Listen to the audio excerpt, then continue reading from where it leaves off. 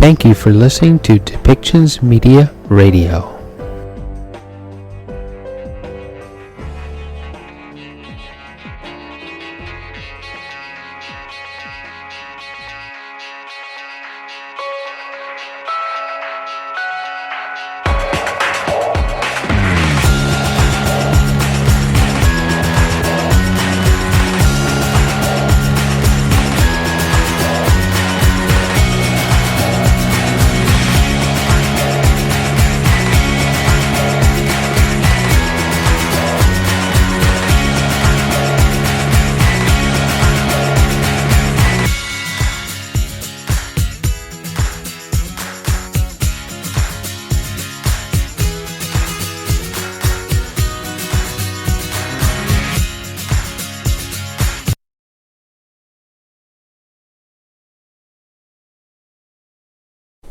Welcome back to Policy and Rights here on Depictions Media Radio. I'm your host, Michael Clogs. Today we have a press conference from the UN as ongoing fighting in Ukraine and other human rights problems occur around the world. And because of the fighting in between Russia and Ukraine, there is a wheat shortage occurring. And it means that in countries like Somalia and other countries that are dependent upon these crops from Russia and Ukraine, that people may go without food. They will go without bread. They will go without the benefits of these crops. And of course, the UN continues to try to help Ukraine and Russia resolve the issues between them and to stop the fighting and to get Russia to withdraw their troops back to Russia. So, the second segment of this is an historic announcement and signing of a law in the United States. A law that turns lynching into a federal hate crime. Anyone who grew up in the United States knows that if you traveled across the South as a visible minority, that you had to humble yourself or all but belittle yourself in order to avoid the hate that could come in your direction. And the bill that was signed into law, the Emmett Till Antilynching Act, it sends a clear federal message to those who would act on such hate. The message is, it won't be accepted. It took almost 100 years for such a bill to come into play in the United States, and the bill is here. The bill comes with the message that hate is not going to be accepted, and we need to, as human rights activists all over the world, we need to say that hatred because someone is not the same as you is not going to be accepted. That denying women the right to go to school in Afghanistan, that it isn't going to be accepted. We are going to keep talking to you. We're going to keep pleading with you. We are going to keep after you until you allow women in your country to be equal. That in other countries that because you have a difference of opinion or difference of a religion, that we're not going to accept you rounding people up because you don't like what they represent. That in Canada, if we don't reconcile with the First Nations,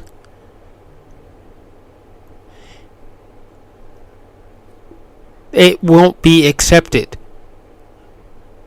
That reconciliation must come, and accountability for the deaths of children need to be accounted for.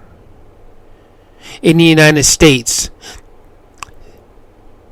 the deaths and enslavement of black people need to be accounted for, and we need to ensure that none of this will happen ever again anywhere in our world.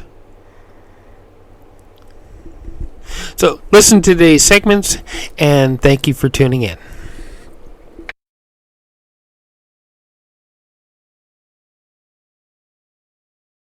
Good afternoon. Just starting off, unfortunately, with some sad news from our peacekeeping mission in the Democratic Republic of the Congo. A search and rescue operation was launched today after a Puma helicopter lost contact with our colleagues and crashed earlier today. The helicopter, with 8 people on board, including 6 crew members, all from the Pakistani military, and 2 military personnel, 1 from the Russian Federation and 1 from the Republic of Serbia. They were on a reconnaissance mission in the area of Chanzu, southeast of Rutshuru in North Kivu. There have been clashes there between the M23 armed group and the Congolese armed forces in the recent days. An investigation is underway, and we will update you as soon as more information becomes available. Our thoughts are obviously with the families and friends of those on board and all of our colleagues at the UN mission in the Democratic Republic of the Congo. Also on the Congo briefing, the Security Council this morning was Bintou Keita, the head of the UN mission. She said the security situation in the country has continued to deteriorate with a rise in civilian casualties and population displacements. In addition to existing challenges, Ms. Keita warned council members about an alarming resurgence of activities by the M23 armed group. Yesterday, she said members of this group committed appalling attacks targeting civilians near Rutshuru. Fighting also took place in the 3 border area between around Uganda, the DRC, and Rwanda in the town of Bunagana. Since the beginning of the year, and this is only 3 months into this year, the mission has documented nearly 2,300 civilian deaths in the eastern part of the DRC. In this context, Ms. Keita said the peacekeeping mission has redoubled its efforts to better protect civilians, but she added we must be realistic. Without a combination of approaches targeting both the causes and the symptoms, our resources and those of the Congolese army will remain insufficient in the face of such a security deterioration.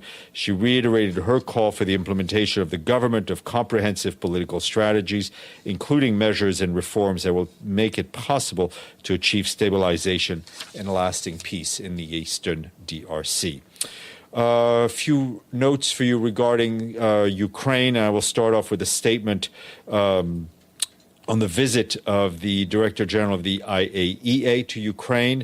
The Secretary General spoke yesterday with Director General of the IAEA. The Director General advised the Secretary General that he would lead an IAEA mission to Ukraine to assist in the safe and secure operations of Ukraine's nuclear facilities. That mission arrived today in Ukraine. The Secretary General reiterated his strong support for the IAEA's efforts and called for IAEA personnel in Ukraine to be granted safe and unfettered access to all nuclear facilities. Their important work should not be interfered with. An accident at a nuclear plant would be a health and environmental catastrophe. All efforts must be taken to avoid this disastrous outcome. Moving to the humanitarian situation, you'll recall that yesterday the Secretary General told you that he had asked Martin Griffiths to immediately explore with the parties the possibility for a humanitarian ceasefire. I can tell you that Mr. Griffiths, who is currently in Kabul, where he will lead the high-level pledging conference on Afghanistan on the 31st of March, is already working on the Ukraine issue. He has been in touch with both parties, who both welcome the initiative, and he will travel to the region in the next few days, and we'll keep you updated on his movements. Also yesterday, UN relief convoy led by our humanitarian coordinator in Ukraine, Osnat Lubrani, made its way to the hard-battered Kharkiv in northern Ukraine. They safely delivered 5 trucks with food rations, medical supplies, and household items for thousands of people. 3,000, our World Food Program colleagues are telling us they have delivered enough food to support 3,000 people for 2 weeks, and WHO says there was enough medical supplies to help 10,000 people for the next 3 months. Speaking from Kharkiv in a video posted on Twitter, Osnat Lubrani said the supplies will now be distributed by the Ukrainian Red Cross to the most vulnerable communities in the city, as well as to the suburbs of Izium, Balaklaya, and Chuiv, though I'm probably mispronouncing that name. Ms. Lubrani and the team returned safely to Dnipro yesterday afternoon. And just on, and also on that, UNICEF says there are non-food items on the truck to assist 6,000 people, and UNHCR also packed some non-food items to help about 500 households. Just on the money issue, which is the backbone of our operations in Ukraine, the flash appeal for 2022 received $505 million so far, which puts us at about 44% funded. And this afternoon, the Security Council will have an open meeting on the humanitarian situation in Ukraine. From the UN side, they will hear from Joyce Misua, the Deputy Emergency Relief Coordinator, and they will also hear from Amir Abdullah, who is the Deputy Executive Director of the World Food Program. And on the refugee front, I just want to flag a new initiative jointly done by UNHCR and the World Food Program, which brings together 6 leading footballers, 3 of whom are former refugees. And they are the program will raise funds to help refugees who have fled their homes, as well as displaced people inside Ukraine. The global appeal, called #Football for Ukraine, with musical accompaniment by WFP's Goodwill Ambassador The Weeknd, comes at a time where a quarter of Ukraine's population, that's more than 10 million people, 10 million people have been forced from their homes. The players come from across the Premier League, the Bundesliga, and the Division I Women's League. The 3 players with a refugee background, UNHCR Goodwill Ambassador and FC Bayern Munich's Alphonso Davies, Mahmoud Dahoud from Borussia Dortmund, the first Syrian refugee to play in the Bundesliga, and Everton FC goalkeeper Asmir Begovic, who was forced to flee his home in Bosnia-Herzegovina. And they are joined by Manchester City right-back and FIFA Women's Player of 2020, Lucy Bronze, and Olympique Lyonnais Ada Hegerberg. So we thank all of them. The players are calling on fans, wherever they are and whatever club they support, to stand together as one team and support people driven from their homes by war in Ukraine and donating. Also, I've been asked about the situation in Nagorno-Karabakh, and I can tell you that we remain concerned about the reports of continued tensions in and around Nagorno-Karabakh. We welcome both efforts for de-escalation in the trilateral format and the engagement of the OSCE Minsk Group co-chairs. All efforts must be made to ensure full respect for the ceasefire and full implementation of agreed commitments. We continue to urge the sides to refrain from any action and statements that could escalate the situation and to address all outstanding issues, including humanitarian concerns and the people on the ground, through direct dialogue and within existing formats. Back here this morning, the Secretary General spoke at the event to mark the International Day of Remembrance for the Victims of Slavery and the Transatlantic Slave Trade. He said that today we remember the crime against humanity, the unprecedented mass human trafficking, the degrading economic transactions, and unspeakable human rights violations. However, he noted there's still much to do, much that we do not know about this topic, and we must continue to learn from the stories of courage and defiance by millions against the cruelty of oppressors. These accounts are crucial to our understanding of the past, whose most pernicious cause and most persistent legacy stains our present racism. He added that ending the slavery's legacy of racism is a global imperative for justice. We share those remarks with you. Also speaking, in addition to a number of member states, was Nicole Hannah-Jones, the creator of the 1619 projects. Turning to Somalia, the new report by the Food and Agriculture Organization says a multi-season drought in the Horn of Africa means that up to 5 million people in Somalia will require urgent humanitarian assistance to prevent famine. This year, water shortages, livestock deaths, and skyrocketing food prices worsened by conflict and global supply shocks have caused a rapid deterioration of food in the country. The report warns that Somalia faces a risk of famine if the forthcoming April to June rains fail, purchasing power declines further, and food and agricultural livelihood assistance does not reach areas of high concern. In addition, the Russia-Ukraine war will put more pressure on Somalia, as it typically imports 90% of its wheat supplies from Russia and Ukraine. FAO is urgently calling for $80.4 million to assist 634,000 people in rural communities of 52 districts across Somalia. Full report is online. Just to note that the mayor of our host city is in the UN today to attend a event back to the transatlantic slave trade commemoration, and he will be meeting the Secretary General right after this briefing. That will be the first meeting the Secretary General has with the new mayor. Finally, some good news. We have some more money coming in. We thank our friends in Nairobi, Luanda, and St. John's. What 3 countries are those? Nairobi, Luanda, and St. John's. Come on. Nairobi's Kenya. Okay. Luanda. Thank you. St. John's. Close, but the Virgin Islands are not a member state. What? Not a member state either, but we would take their money. It is Trinidad and, it is Antigua and Barbuda. Antigua and Barbuda, and we thank them very much, all our friends in St. John's. Edie, you get to travel. Thank you. Steph, 2 questions. First, what is the Secretary General's reaction to the announcement from the Russian Deputy Defense Minister today that they were going to drastically reduce attacks around Kiev and Chernihiv in the north? This was following talks in Turkey.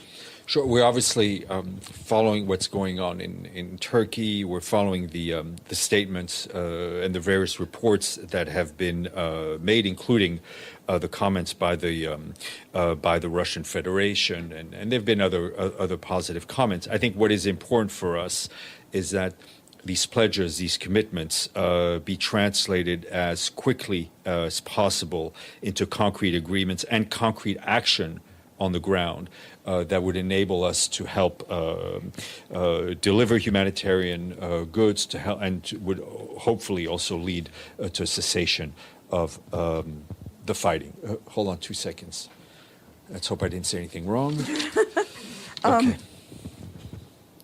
Has there been any, has the Secretary General received any reaction to his announcement yesterday about using his good offices to seek a humanitarian cease? Yes, both Ukraine and the Russian Federation have welcomed them. We had been in touch with both sides prior to the agreement as well, but I think the permanent mission of Russia put out a statement yesterday. Mr. Griffiths is already in touch with both the Russian Federation and Ukrainian officials to move his mission forward. And my second question was about Afghanistan and the pledging conference. How concerned is the Secretary General that as a result of the Taliban's decision to allow girls only to go to elementary school up to the 6th grade, going to impact pledges for humanitarian assistance? I don't want to prejudge positively or negatively the outcome of the pledging conference. I think we have made our outrage clearly known to the Taliban authorities about the decisions they took regarding girls' education. It is very important for the international community not to lose sight of what the UN is trying to do, and that is help the people of Afghanistan, the men, women, and children of Afghanistan who rely on humanitarian assistance to live, right? And we very much hope that donors will be generous in their pledges and in the cash. Betul.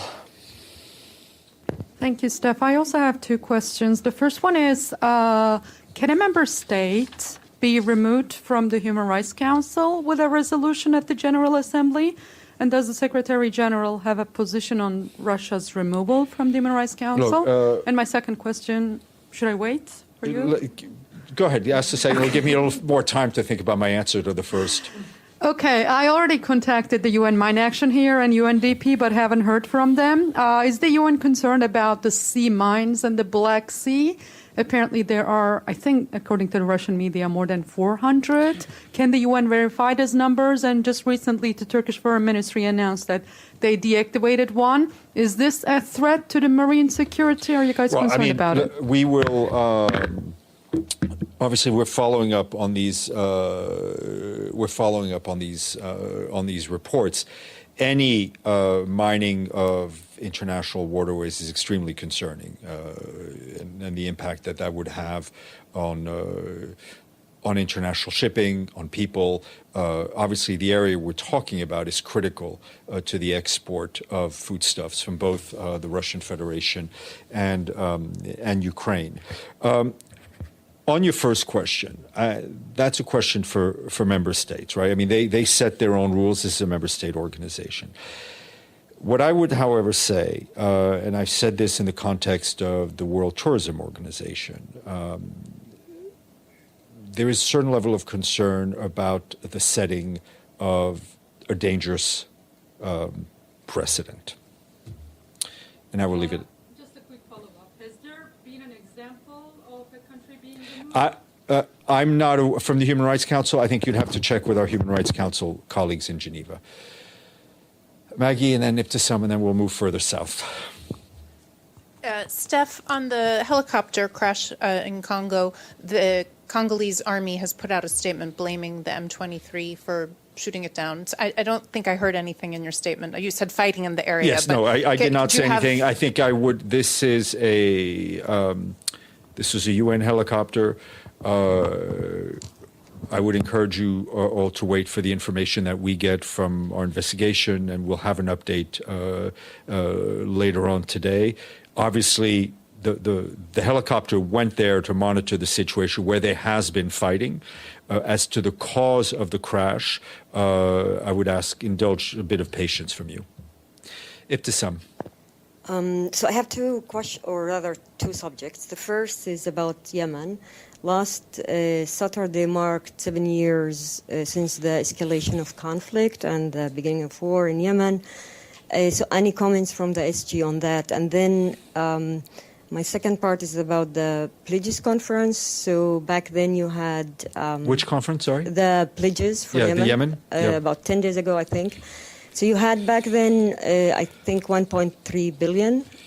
Almost a third, a little bit more than a third, almost a quarter of what you needed. So do you have any updates? And 2 weeks later, do you have a better understanding on how this shortage in financing will affect your operation? Thank you.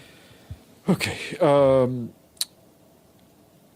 On 7 years, I would say our determination to help the people of Yemen in terms of getting them humanitarian aid, in terms of pushing the political process, remains unfazed and as strong as it was on day one.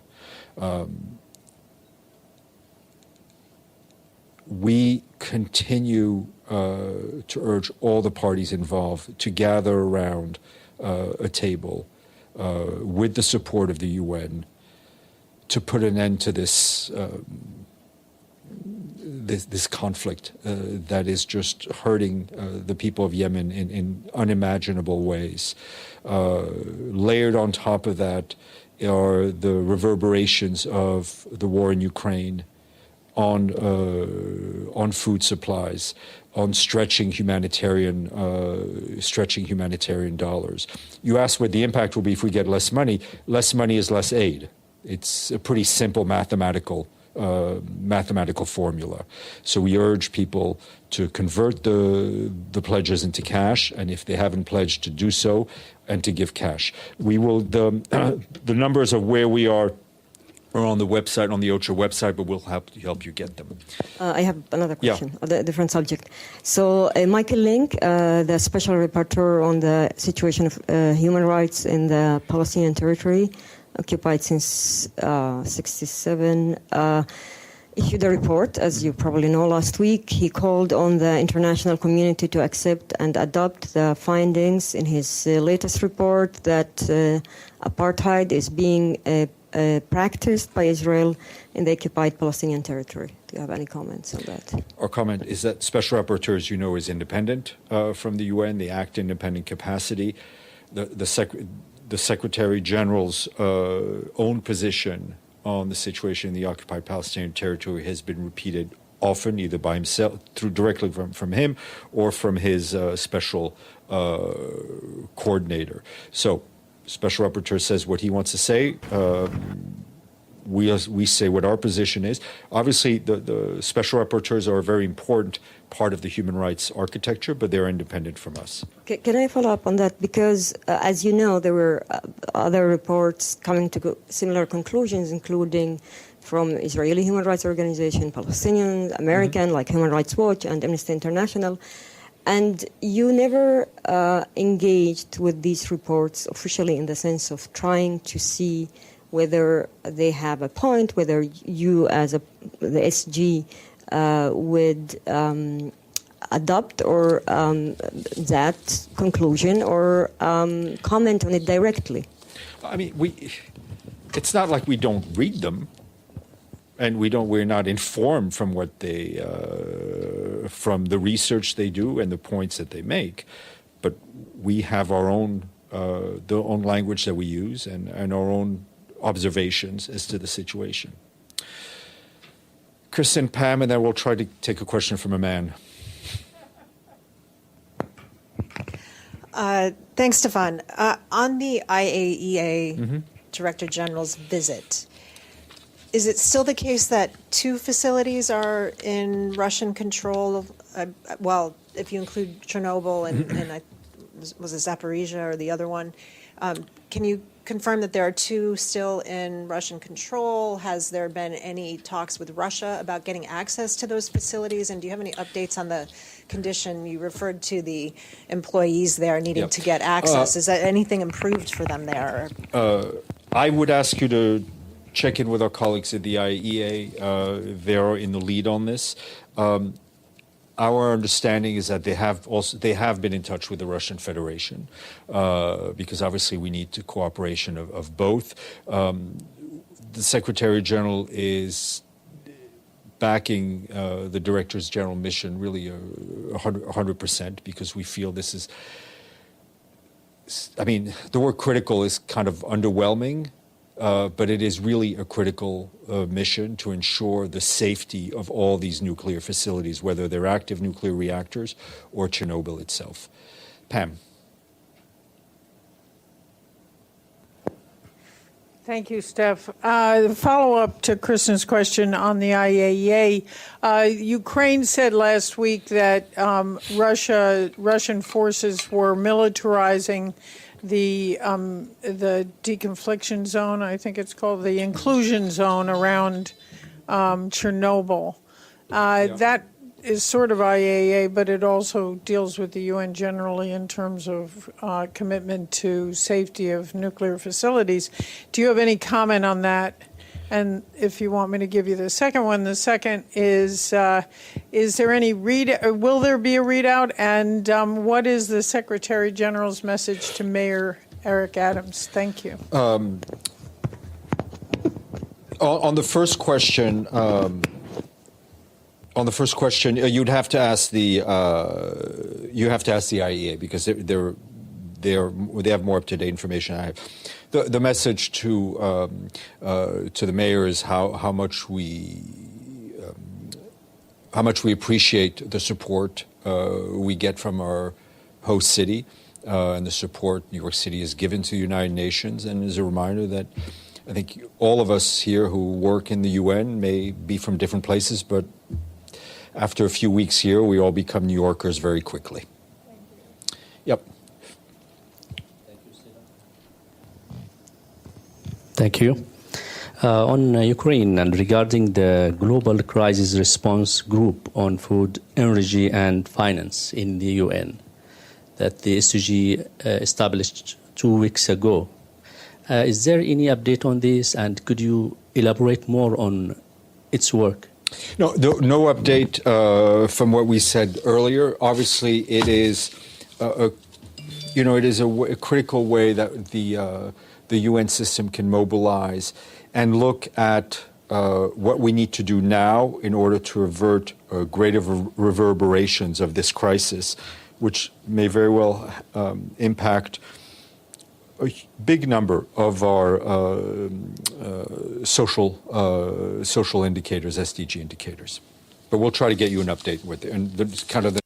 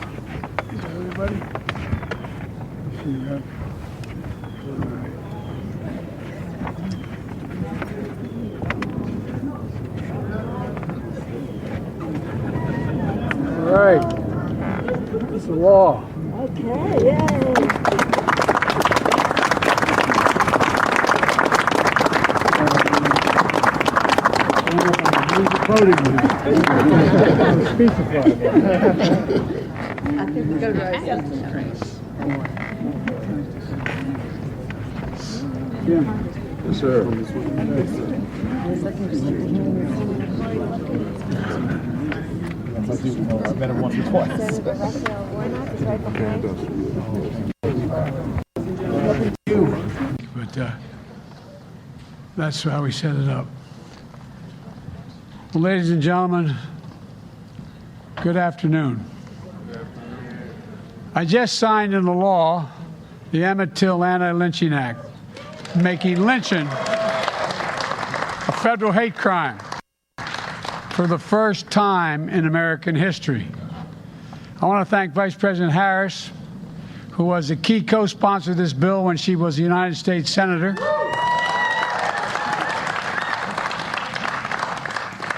And I also want to thank Speaker Pelosi and Leader Schumer and members of the Congress here today, especially Congressman Hoyer, Bobby Rush, Senator Dick Durbin, and Cory Booker. I also want to thank Senator Tim Scott, who couldn't be here today, and the civil rights leaders gathered here today, and most of all, the family of Emmett Till and Ida B. Wells.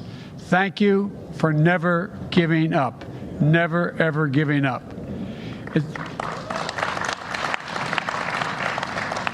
Matter of fact, granddaughter told me that her mother was here when? And your grandmother was here when? In 1898. In 1898, in order to make a case for the anti-lynching law. It was over 100 years ago, in 1900, a North Carolina representative named George Henry White, the son of a slave, the only black lawmaker in Congress at the time, who first introduced legislation to make lynching a federal crime. Hundreds of similar bills have failed to pass. Over the years, Several federal hate crime laws were enacted, including one I signed last year to combat COVID-19 hate crimes. But no federal law expressly prohibited lynching. None. Until today.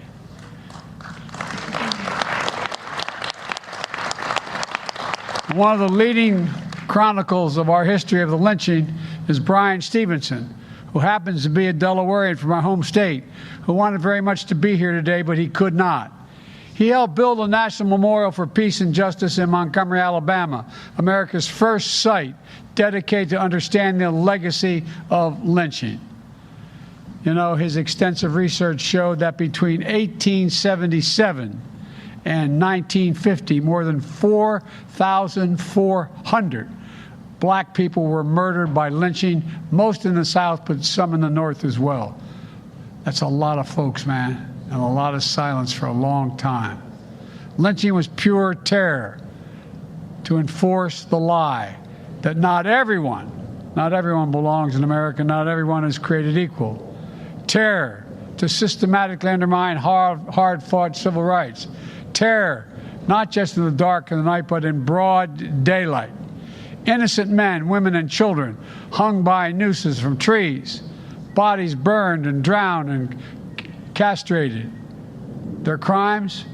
Trying to vote, trying to go to school, trying to own a business or preach the gospel. False accusations of murder, arson, and robbery.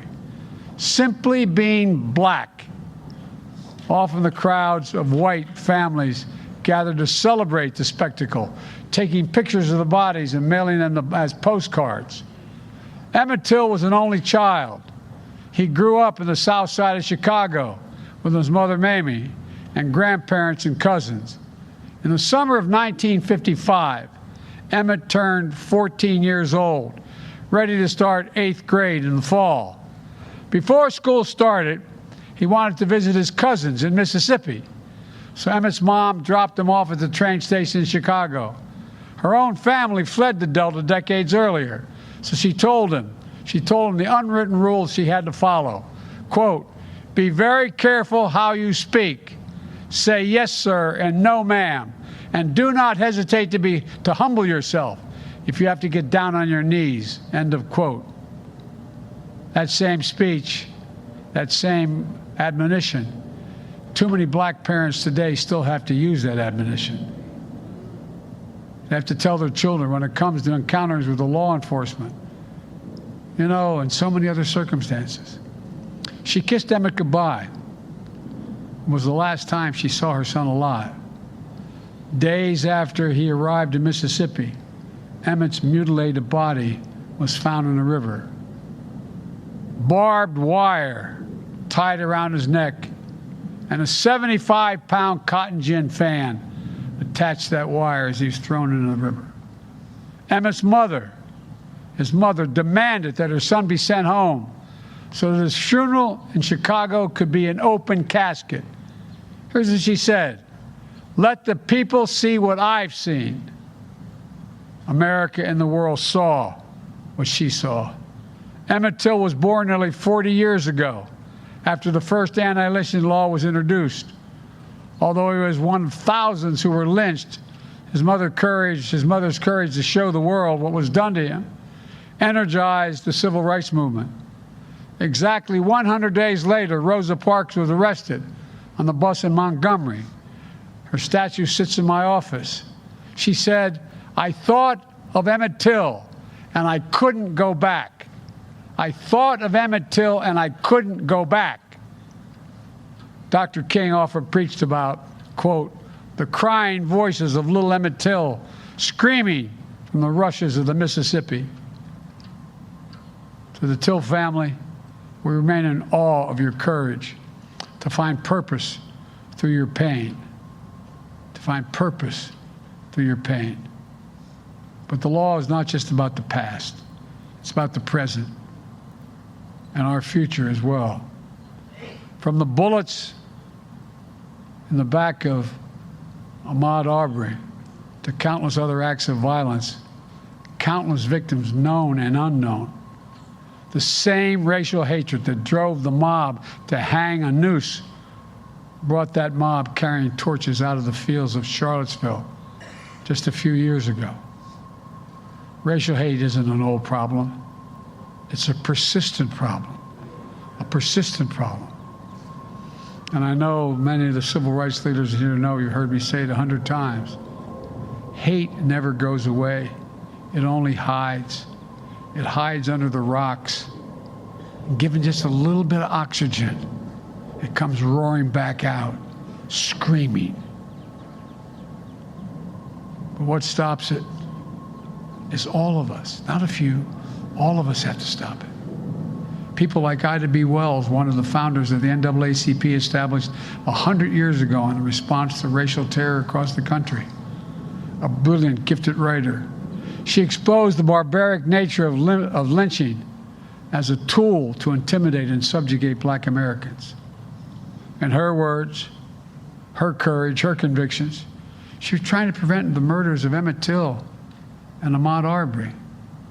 So many others. Over 4,400 others. Ida B. Wells once said, quote, "The way to right wrongs is to turn the light of truth upon the wrongs." Turn the light of truth upon the wrongs. That's what all of you have done gathered in this rose garden with this bill and so much more, including Ida B. Wells' great-granddaughter, Michelle Duster, whom I'm honored to introduce to mark this historic day. Michelle, welcome to the White House and welcome to the podium. As my mother would say, God love you, dear.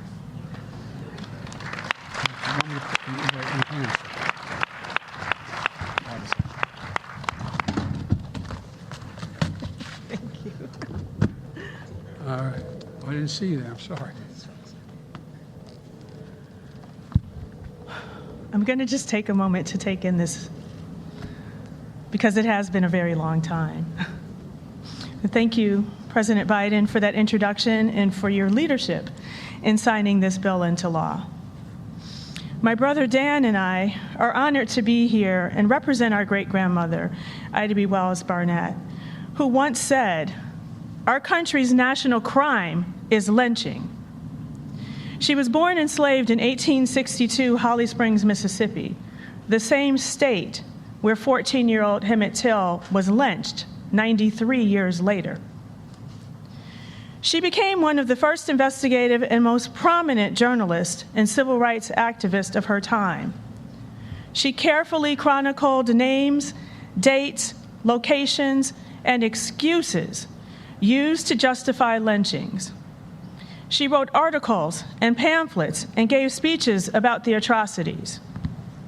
And it was personal to her because 3 of her enterprising friends, Thomas Moss, Will Stewart, and Calvin McDowell, who co-owned a grocery store in Memphis, were lynched in 1892.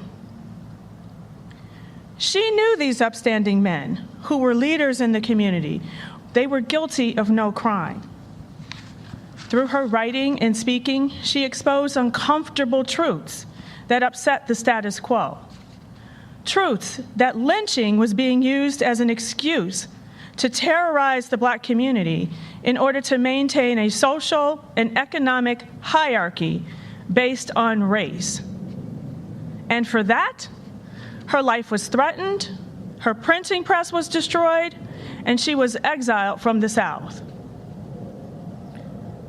Despite losing everything, she continued to speak out across this country and Great Britain about the violence and terror of lynching. She eventually settled in Chicago, where I was born, and where Emmett Till was born. And in 1898, in response to the lynching of Postmaster Fraser Baker in Lake City, South Carolina, she visited President William S. McKinley right here in Washington to urge him to make lynching a federal crime. Since my great-grandmother's visit to the White House 124 years ago, there have been over 200 attempts to get legislation enacted. And 17 years ago, in 2005, my brother Dan spoke at the Senate press conference where they issued an apology for not passing the legislation. But we finally stand here today, generations later, to witness this historic moment of President Biden signing the Emmett Till anti-lynching bill into law.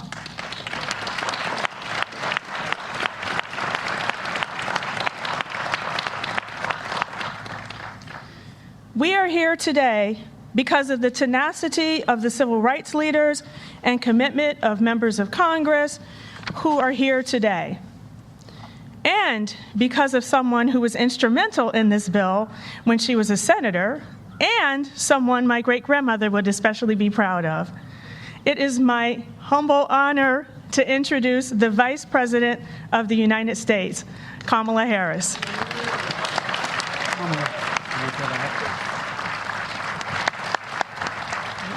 Good job.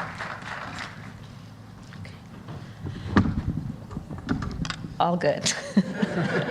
Good afternoon, everyone. Good afternoon. Michelle, thank you for your powerful words. I was so glad that we had some time in the Oval Office with the President to talk with you about the historic day that we are celebrating, but on the shoulders of so many, including your family and you who have written about it, maintaining your family's legacy of speaking truth always. So thank you. It's good to see everybody. President Biden, members of Congress, I have to shout out to the CBC, to my fellow Americans, thank you all. So lynching, well, we know it's a stain on the history of our nation. Since our founding, and in particular, in the century following the Civil War, thousands of people in states across our nation were tortured and murdered by vigilantes. They were dragged from their homes. They had ropes wrapped around their necks. They were hanged, burned, drowned, and dismembered. Often, as the President said, as their families were forced to watch and as crowds gathered to spectate. These lynchings were motivated, of course, by racism and meant to cause terror. They were acts committed to secure political and social control. But they were not designated crimes by the federal government. Lynching was not considered a crime by the federal government. Legislation to make lynching a federal crime was first introduced in the United States Congress in the year 1900. It failed. In the 122 years since, anti-lynching legislation has been introduced to the United States Congress more than 200 times, advanced by leaders such as James Weldon Johnson of the NAACP, and of course, the phenomenal Ida B. Wells. Those who courageously knew what had to be done and were undeterred. And when we speak of Ida B. Wells, let's understand the courageous nature of that incredible American who used her skill, her profession, her calling as a journalist, as President Biden noted, to help open the eyes of our nation to the terror of lynching, which speaks, of course, to the role that we have known also historically. I'm going off script for a moment, about the importance of the black press and the importance of making sure that we have the storytellers always in our community who we will support to tell the truth when no one else is willing to tell it. And so those heroes who petitioned every president from McKinley to Hoover to support federal legislation. Anti-lynching legislation was introduced in the wake of some of these most brutal attacks. After the murder of Mary Turner in 1918, after the murder of Emmett Till in 1955, and James Byrd, Jr. in 1998, and James Craig Anderson in 2011. And it failed again and again. And again and again, anti-lynching legislation was reintroduced in the United States Congress by leaders who understood that our past must not and cannot be forgotten, that the truth must be spoken no matter how difficult it is to speak, and certainly no matter how difficult it is to hear. Leaders who understood that the victims of lynching and their families and all of our society deserve that we recognize the crimes and the injustice of what was occurring, and that the people of our nation deserve the protection of a federal anti-lynching law. When I served in the United States Senate, it was a profound honor to sponsor, with Cory Booker, the Emmett Till Anti-Lynching Act. And I want to say a thing about Cory Booker. I'm going to talk about him in front of his face. Cory Booker, I have had the privilege of working with, and he is a man of uncommon courage, unmatched moral clarity, and an unwavering commitment to doing what is right. Thank you, Cory Booker. And I also want to recognize and thank Senator Tim Scott, whose partnership, of course, helped us pass this legislation, and with Congressman Bobby Rush. Where is he? There you are. Who kept this fight alive for so many years in the United States Congress. Congressman Rush, you have dedicated your career to guiding our nation toward justice, and I thank you. And thank you to so many other leaders who are gathered here who helped us reach this very important day. Leaders who witnessed the brutal reality of lynching, such as Ollie Gordon and Reverend Wheeler Parker, cousins of Emmett Till, for whom the stories of these crimes are not lines in a history book, but vivid memories. So today we are gathered to do unfinished business, to acknowledge the horror in this part of our history, to state unequivocally that lynching is and has always been a hate crime, and to make clear that the federal government may now prosecute these crimes as such. Lynching is not a relic of the past. Racial acts of terror still occur in our nation. And when they do, we must all have the courage to name them and hold the perpetrators to account.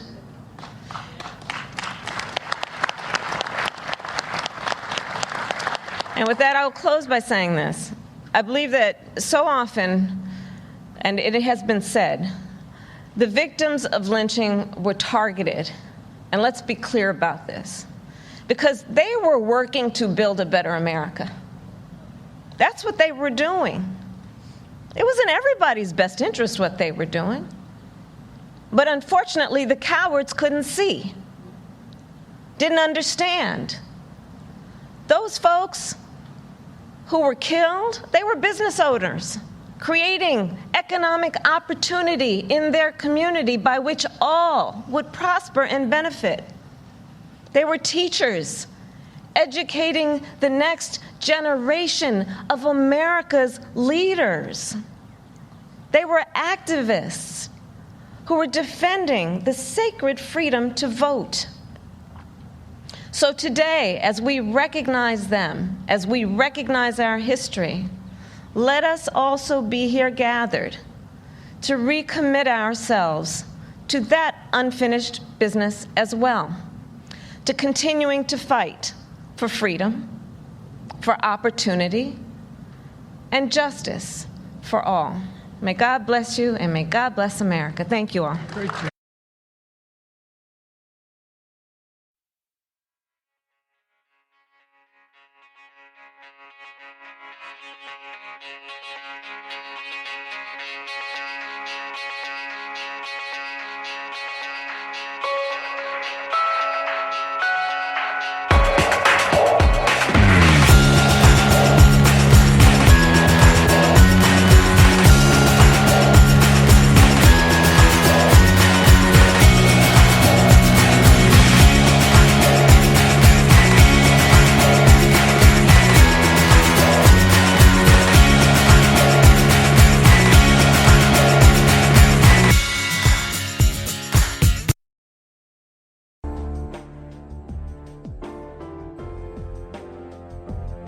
Thank you for listening to Depictions Media Radio.